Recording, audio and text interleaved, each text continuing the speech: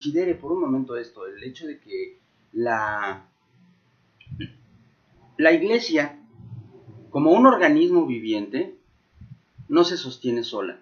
De la misma manera en que un ser vivo, el que sea, un ser humano, un animal o una planta, no se sostiene por sí mismo. Tiene que ser cuidado, tiene que ser alimentado, tiene que ser sustentado y tiene que estar recibiendo pues las cosas que le fortalecen: agua, comida, sol, tiene que cuidarse. Es decir, una misión que ha subsistido en condiciones complicadas, porque Mérida es complicado, ya platicaremos de eso con detalle, durante ya más de 7 años, casi 7 años y medio, eh, sin parar, sin detenerse, solamente puede obedecer a una cosa: al hecho de que Dios es quien nos sustenta. Amén.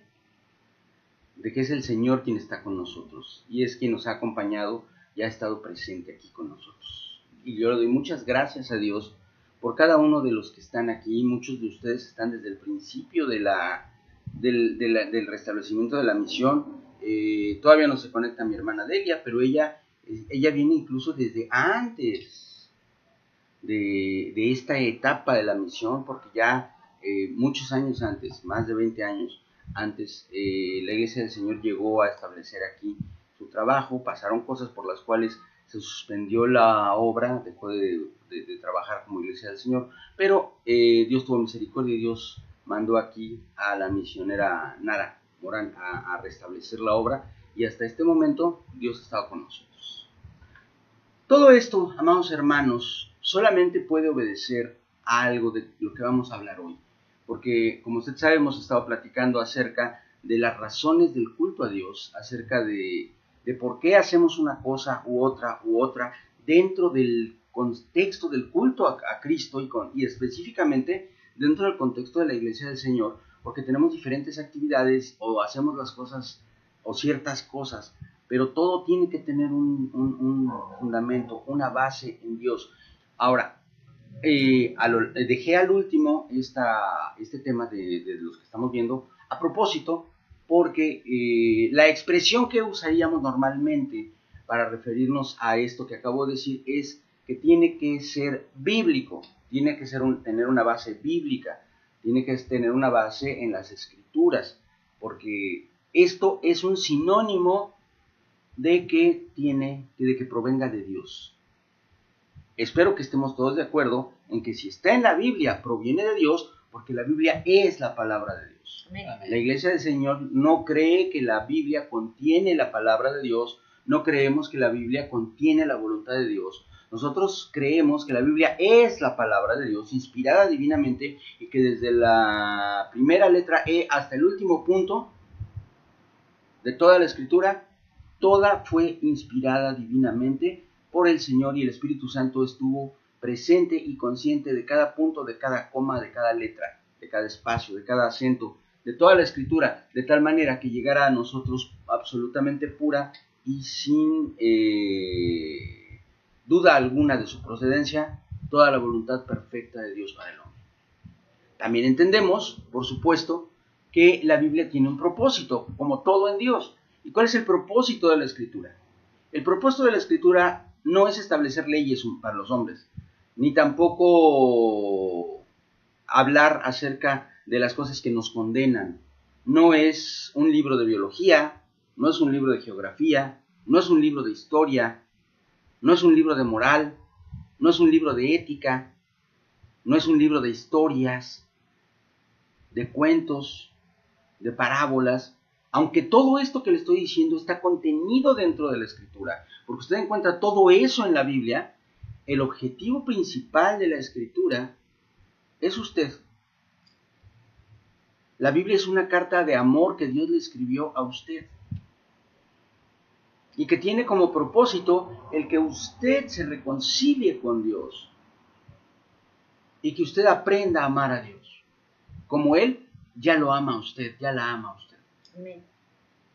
La Biblia es un mensaje para cada uno de nosotros, individualmente y todos juntos como iglesia. La Biblia tiene como objetivo el que nosotros conozcamos a Dios por medio de su Hijo Jesucristo, que es el camino y la verdad y la vida. Y la única forma de ir al Padre es a través de Jesucristo. Ese es el objetivo de toda la Biblia. Como curiosidad, detalle curioso, interesante, le platico. Uno de los grandes predicadores del siglo XX, un hombre muy capaz, un gran teólogo, se dio a una tarea preciosa que fue el leer toda la Biblia, versículo por versículo, anotando con la ayuda de Dios qué tiene que ver cada versículo de toda la Biblia con el Señor Jesucristo. Esta Biblia existe, esta Biblia ya está circulando a nivel mundial, y fíjese que al menos en español, no sé si en todos los idiomas ocurre igual, pero al menos en español esta Biblia se difundió de manera gratuita. Y muchas personas a lo largo de los últimos años han recibido en una u otra actividades que hemos tenido como iglesia, como cuerpo de Cristo, ejemplares de esta Biblia de forma gratuita. Nosotros tenemos unas 2, yo creo, si no estoy mal. No, las regalamos. No, sí tenemos. Y en estas Biblias tenemos nosotros esa fuente preciosa de estudio de la palabra de Dios, que es el poder encontrar qué tiene que ver Jesucristo con cada versículo de toda la Escritura. ¿A qué me estoy refiriendo con todo esto? Mire, dice la palabra de Dios en el Salmo 121, a partir del verso 89, así: para siempre, oh Jehová, permanece tu palabra en los cielos. De generación en generación es tu fidelidad. Tú afirmaste la tierra y subsiste. Por tu ordenación subsisten todas las cosas hasta hoy, pues todas ellas te sirven. Si tu ley no hubiese sido mi delicia, yo en mi aflicción habría perecido. Nunca jamás me olvidaré de tus mandamientos, porque con ellos me has vivificado. Tuyo soy yo, sálvame, porque he buscado tus mandamientos. Fíjese cuántas afirmaciones hay en este texto. Lo primero que dice la palabra que acabamos de leer, que es parte de la misma Biblia, es que la palabra de Dios permanece en los cielos. ¿A qué se refiere esto? A que la palabra de Dios que nos fue dada en la tierra, la Biblia, las Sagradas Escrituras, tienen su origen en el reino celestial. Tienen su origen en el corazón de Dios. Es palabra que proviene del cielo, no es palabra terrenal, es palabra celestial. Es algo que va más allá de nuestra capacidad de comprensión, incluso en muchas ocasiones, porque solo el Espíritu Santo, que es Dios, puede revelarnos la profundidad de lo que dice la palabra. Luego, hablando del mismo texto, sin cambiar de contexto, sin cambiar de idea, dice: de generación en generación es tu fidelidad. Tú afirmaste la tierra y subsiste. Por tu ordenación subsisten todas las cosas hasta hoy, pues todas ellas te sirven. Nos encontramos con uno de los aspectos fundamentales de la palabra. Lo que le da existencia y subsistencia al universo que nosotros conocemos y podemos percibir es la palabra de Dios. Dios no, con una sola excepción, una sola excepción que la Escritura menciona, que es muy interesante, que es otro tema de otra reflexión, que es el ser humano. Todo lo que existe en el universo fue creado por medio de la palabra. Dios no puso un taller para hacer la tierra y los cielos y las estrellas, no utilizó recursos físicos para hacerlo. Todo fue creado por medio de la palabra. Nosotros leemos en el capítulo 1 de Génesis que Dios dijo: sea la luz, y fue la luz.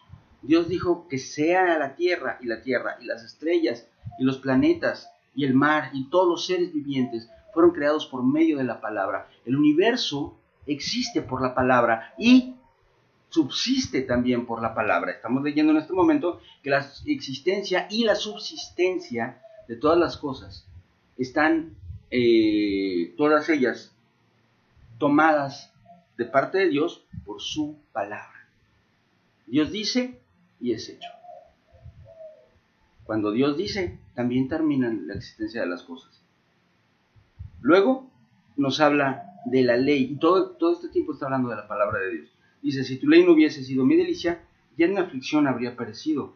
Jamás me olvidaré de tus mandamientos, porque con ellos me has vivificado. Y aquí estamos hablando de no dar la vida material, sino de darnos vida espiritual. La palabra no solamente nos da la subsistencia, sino que también nos lleva al plano de la vida eterna, de la vida que nos une al Señor, de la vida que nos hace parte del reino de Dios. Los seres humanos, amados, somos los únicos seres que conozcamos nosotros, ¿no? Porque la creación de Dios es inmensa, pero que conozcamos nosotros, somos los únicos seres híbridos. ¿A qué me refiero con esto? A que todos los seres creados en este universo son seres materiales, son seres que están hechos de materia, están hechos del polvo de las estrellas, están hechos de tierra, están hechos de sustancias químicas que los sustentan, que los hacen existir. Nosotros también estamos hechos de esa forma. Si nosotros nos arrancamos un pedazo de carne y lo separamos en un laboratorio, lo revisamos con un espectrógrafo de masas, vamos a darnos cuenta de que estamos hechos de las mismas, alrededor de 20 o 25 sustancias que casi todos los seres vivos, que prácticamente todos los seres vivientes. Sin embargo, el ser humano, a diferencia del resto de los seres creados, aparte de esos elementos, tenemos un alma eterna que proviene del cielo y es parte integral de lo que somos. Nosotros a veces hablamos del alma, del cuerpo y del espíritu como cosas separadas, pero eso es una forma de nuestra mente de analizarlo. La realidad es que ese análisis, o sea, esa separación, solamente existe en nuestra mente para poderlo entender, pero en realidad somos seres integrales. O sea, nuestro cuerpo, nuestra alma y nuestro espíritu, todos juntos forman lo que somos como seres humanos. Y esa parte, el alma y el espíritu, provienen del cielo. Son algo que solamente existe en el ser humano. Solo los seres humanos tenemos un alma eterna, inacabable, y un espíritu que nos conecta con Dios.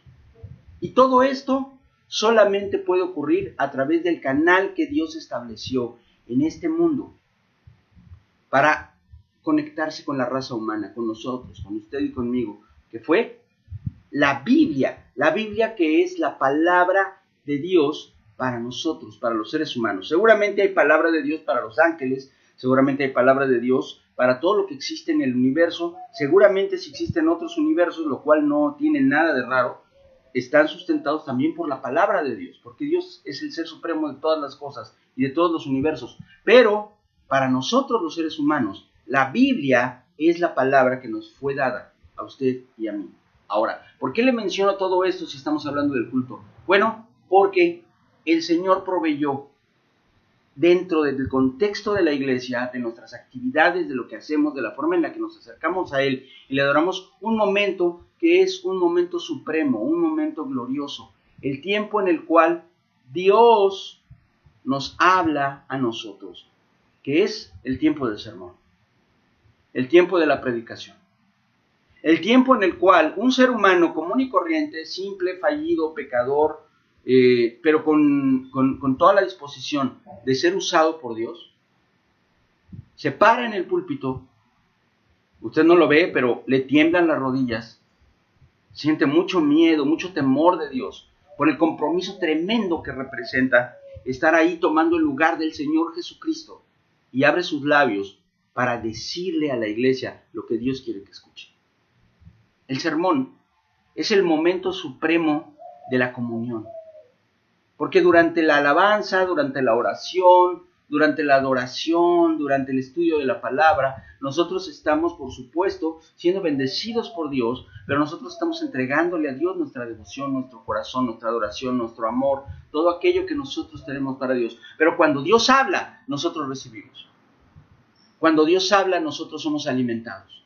Cuando Dios habla, nosotros somos vivificados, somos sustentados, somos nuevamente, día tras día, cada vez que escuchamos la palabra de Dios, restaurados un poco más, hasta que un día, dice la palabra, vamos a alcanzar la estatura de Cristo Jesús. Ese es el proceso maravilloso que ha establecido nuestro Señor para darnos a nosotros todas las cosas que Él estableció, su palabra. Y su palabra se expresa en medio de la congregación, en el sermón. Cuando usted escucha la palabra de Dios, usted tiene tres opciones. Usted puede poner sus ojos fijos en el predicador, dejar que se velen así como si estuviera usted dormido con los ojos abiertos y estar pensando en cualquier otra cosa. ¿Lo puede hacer? Sí, por supuesto. Puede usted buscar alguna razón de peso para pararse y irse, porque puede usted decir, híjole, es que tengo un pendiente urgente, estuvo bien bonita la alabanza, pero ¿qué cree? Que me tengo que ir, tengo cosas que hacer. Y esto puede ocurrir, por supuesto. Pero también puede usted decir, ya llegó el momento más sabroso de la fiesta, porque el anfitrión va a servir la cena. Va a poner la mesa y va a servir el plato fuerte. Y el plato fuerte es la palabra de Dios, porque dice la palabra que, la misma palabra dice de sí misma que es alimento espiritual. La palabra de Dios nos sustenta, porque no solo de pan vivirá el hombre, sino de toda palabra que sale de la boca de Dios. Y no quiere decir que el que esté parado al frente hablando sea Dios, sino que Dios nos usa a los que tenemos el privilegio de predicar. Dios nos usa a los que tenemos el privilegio de compartir la palabra. Y Dios permite que a través de nosotros, que nos convertimos solamente en canales de comunicación, usted reciba de parte de Dios lo que Dios tiene que decir. Es algo maravilloso. Es algo que, además, déjeme contarle un secretito de predicador, es muy impactante, muy impresionante, porque cuando tú estás en el púlpito exponiendo la palabra de Dios, normalmente lo que tú estás diciendo no es que tú ya lo tengas resuelto, o que tú ya lo hayas vivido, o que estés contando tu propia experiencia, sino que Dios está hablándote a ti tanto o más que al resto de la congregación. Tú estás hablando, por ejemplo, de ser diligentes en la obra de Dios, y tú mismo te notas como que Dios te está exhortando, diciéndote, échale más ganas tú que lo estás diciendo, aplícate la palabra. Es un ejemplo, pero en todos los sermones, en cada predicación, el predicador recibe, como decimos nosotros los predicadores, el boomerang que avientas y se te regresa, y te da pero bien duro. Es maravilloso el darnos cuenta, el poder percibir, porque a usted a lo mejor no lo puede percibir, se lo tengo que decir, se lo tengo que platicar, pero cuando está usted en el púlpito, usted percibe claramente que no es usted quien está hablando, que lo que está diciendo no se le habría ocurrido jamás, nunca habría pasado por su mente, porque lo que está reflejando el sermón es la mente de Dios. Y eso, amados hermanos, es un privilegio maravilloso, pero no solo para el que lo expone, que yo me siento profundamente honrado y privilegiado cada vez que expongo la palabra, pero también para el que lo escucha, el que lo recibe, porque Dios le está hablando. Yo quiero que usted dimensione la magnitud de lo que le estoy diciendo. El Rey de Reyes y Señor de Señores, Creador de todo el universo, el que pone y quita presidentes, reyes y gobernantes en todo el planeta, el que sustenta toda la creación, cada animal, cada planta, cada nube, cada planeta, cada estrella, ese ser infinitamente poderoso, infinitamente perfecto, omnisciente, omnipresente, eterno, inmarcesible, perfecto hasta lo sumo, le está hablando a usted directamente en el sermón, está hablando con usted y le está exponiendo, le está leyendo, le está compartiendo, le está aclarando porciones de la carta de amor que un día le escribió para que usted lo conociera y aprendiera a amarlo.